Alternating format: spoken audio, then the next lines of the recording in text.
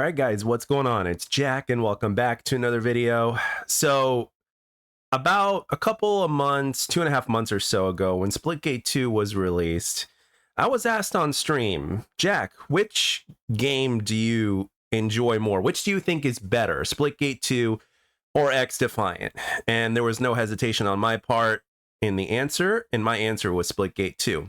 And the person who asked was actually genuinely surprised because he's like, wow, no hesitation whatsoever. And even though both games are fun, and even though XDefiant actually holds a very special place in my heart as well as in content creation standpoint, I haven't even deleted the game off my desktop as a memento. It's still there. You can still see it as a shortcut, and for good reason, right?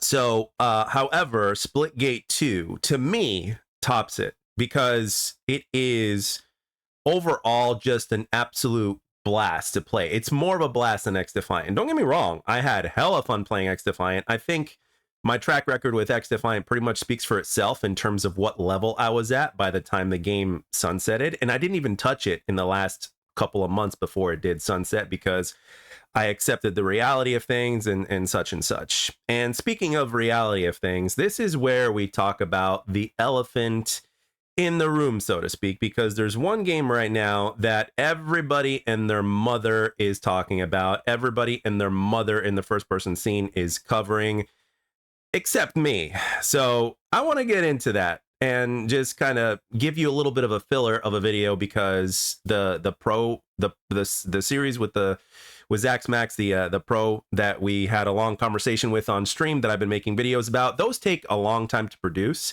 because the editing process and going through bits and pieces of footage and putting them together just takes a while. So I just wanted to simultaneously give you guys a fun, interesting little filler for those of you guys that are interested, right? So what is the elephant in the room exactly? What game am I talking about? Well, unless you've been living under a rock, Battlefield 6 has absolutely been taking the first person scene by storm. And to be quite frank with you guys, I'm actually happy for the Battlefield community because for the most part, obviously you're not going to make everybody happy, but with that being said, for the most part, it appears that the Battlefield community is so far happy with the Battlefield 6 beta, right? Everybody's been playing the hell out of it. A lot of people are making content about it. And the results have been pretty much positive. And yes, I'm aware that they've banned like over 300,000 players. I am aware that the way the movement and stuff works, some Battlefield players like it, some Battlefield players don't. So, from the 2 maps or 3 maps out of the 9 that have been presented in the beta, some people are complaining that the maps are too small, and some people are saying no, they're just fine, or they're too tight, too CQC, whatever. There's still more content to be released on the game, especially in weekend 2, I think, before, the 2 months go by before they actually release a game. I'm obviously happy and excited for the Battlefield community because Vince Zampella, a man who's got a very incredible resume in the first-person shooter genre, is helming this thing. The guy created Medal of Honor and then COD 1, 2, 3, and then, of course, COD 4, and then the OG Modern Warfare 2 before he decided to go on and create Respawn and make Titanfall 1, make Titanfall 2, Jedi Fallen Order, Apex Legends. It's you can't really mess with the resume like that. Vince Zampella is one of the greatest FPS developers to ever do it with especially with a track record like that, right? I think the nickname that the community calls him is Vince, I don't know how to make a bad game, Zampella. Obviously, not everybody's going to be 100% happy with like everything in terms of decisions made with Battlefield 6. We're talking everything from the way they're doing the server browser, and there's talks about skill-based matchmaking and all that kind of stuff in the Battlefield game, as well as whether or not classes should remain locked to weapons. You've got a certain piece of the community that thinks they should be locked because they always have been, and then you've got a piece of the community, especially the newer part of the community, that is basically saying no, they shouldn't be locked, and the list goes on, right? I've been watching my fair share amount of content as well as a few streams about the game, and overall I'm just very happy for the Battlefield community. So some of you guys have been wondering, whether or not I should.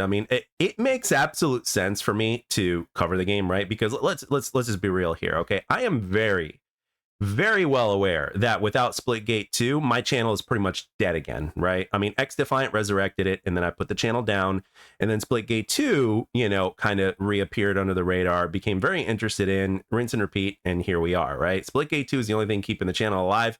And truth be told, from a viewership standpoint, when you look at the viewers, the number of views and videos are starting to drop to the point to where the channel is headed towards that direction again. However, as you can see, I'm not really covering Battlefield. I haven't played the beta, and I really, as of this moment right now, I really don't intend to, and I sure as hell don't intend to do it for content creation purposes, because if there's something that I'm not, like, for instance, Splitgate 2, for instance, right, is a game that I immensely enjoy, right? I've put in a shit ton of hours into it, like 350 or something like that, if not close, hours into the game already. You know, and I still enjoy the hell out of it to this day, have been streaming the hell out of it, right? And yet it's not the most popular video game, but I enjoy the hell out of it, right? So there's pros and cons to both. And I'd rather have a game, I'd rather play and make content on a game that I enjoy more versus a game that I enjoy less, but at the same time makes me, you know, makes my channel grow. Maybe this is why my channel will never grow and get to a certain point. And that's not me being a negative Nancy. This is just me being realistic. You know, part of, again, this doesn't necessarily apply to anybody, but it applies to most people. Part of YouTube's success, especially when it comes to like doing, commentaries like this, is, you know, having more options, so to speak. And again, going back to XDefiant, I would love, if XDefiant existed to this very day and everything didn't go down the way it did, I would have loved to cover both games, because I absolutely enjoy both games. Yes, I enjoy Splitgate 2 more from a gameplay standpoint, but at the same time, XDefiant is a fast-paced arcade shooter that is that has a flavor of its own that I enjoyed quite a bit, right? And I think, with the cards that they were dealt, I think Mark Rubin and the crew did an amazing job, despite going up this uphill battle and, getting everything and getting the rug pulled from under them, which is really, really sad and which sucks. But, with that being said, I would have loved to be able to cover both games. Abso-fucking-lutely. But that's not the reality we live in. And one of the things that I've learned over the course of time is that obviously, if you're not enjoying something, right, kind of like the content that I used to do back in the day when it comes to Call of Duty, towards like the last couple of years or so, if not like maybe a year or so before I put Call of Duty down, I really wasn't, excuse me, I really wasn't enjoying, making content for that franchise anymore. Because as time went on, I enjoyed the franchise less and less and less. And you could tell from the content that I was making, and things were just starting to get, so ultimately it was like, well, why am I doing this? You know what I mean? So it's like, in my opinion, if you're just doing it for, the growth of the channel, but you're not enjoying it, what's fun about that anymore? Because I originally started doing YouTube for fun, and thankfully I still do YouTube for fun. And if I don't find it fun, I put it down. Right. So that's basically the way it works for me personally. And again, I'm not saying that I'm, some sort of saint or anything like that by doing it that way. I know that there are plenty of people out there that make that sacrifice, and therefore their channel has grown, and their channel has grown immensely because of the fact that they're staying with what's trending. They're quote unquote following the money. I get it. It's a very logical thing to do when it comes to channel growth. Right. But me, I guess you can call me hard-headed, you can call me stubborn, hell, you can even call me stupid if you want, because in that aspect, yeah, for me not covering Battlefield 6, let alone playing Battlefield 6 and all that kind of stuff, or any game for that matter, right? Some of you guys have mentioned the finals, blah, blah, blah. It's basically like it's definitely not helping the channel out. But again, for me, the base of everything has to be fun, because with fun comes longevity, right? Because I'm a small fry on here. I am a very small YouTube channel, and I've been doing this for over 10 years.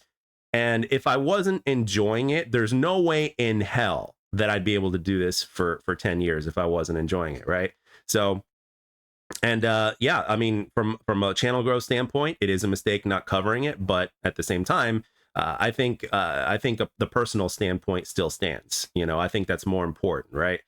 You got to do what you enjoy. You know, misery is something that I think most of us have enough of in life as it is. You know, life outside of this fantasy world that we call video games is can truly be a pain in the ass at times.